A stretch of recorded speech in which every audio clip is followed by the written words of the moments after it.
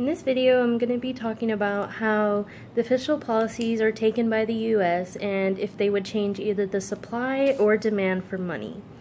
In this first graph, I'm using my first example, which is talking about proposals in the presidential budget.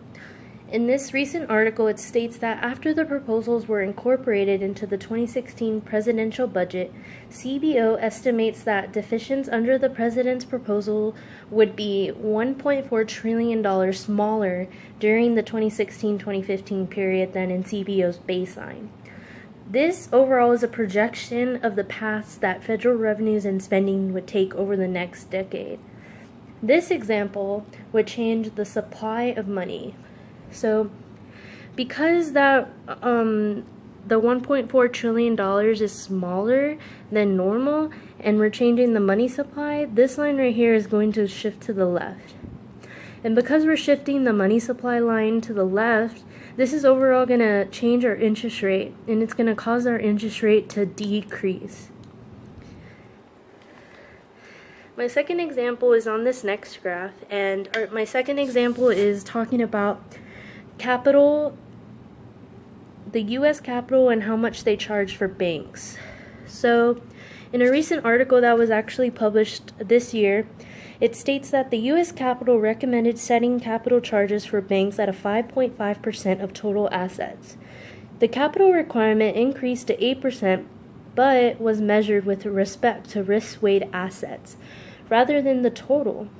This example would overall change the demand for money. So because the percent of that they were charging the banks increased, and we're going to be changing the money demand, our line right here, our money demand is going to shift to the right, upward. And because we're shifting it right upward, this is overall going to change our interest rate and make it increase. So in my next point is going to be talking about how if the U.S. would have a MPC of 0.93. When it comes to spending multiplier, because of the multiplier effect, $1 of government purchases can generate more than $1 of aggregated demand. The logic of the multiplier effect, however, is not restricted to changes in the government purchases.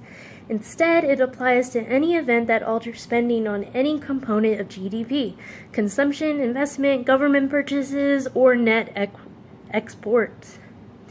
This example will overall increase our real GDP. Another example regarding the crowding out effect. The crowding out effect is defined as the offset in aggregated demand that results when expansionary fiscal policies raises the interest rate and thereby reduces investment spending. This overall increase in demand rises the incomes of the workers and owners of this firm. As income rises, households plan to buy more goods and services and, as a result, choose to hold more of their wealth in liquid form. That is, the increase in income caused by the fiscal expansion raises the demand for money. Because we're raising the demand for money, this will overall decrease our real GDP. And right here at the bottom, I have my works cited of the two articles I did use.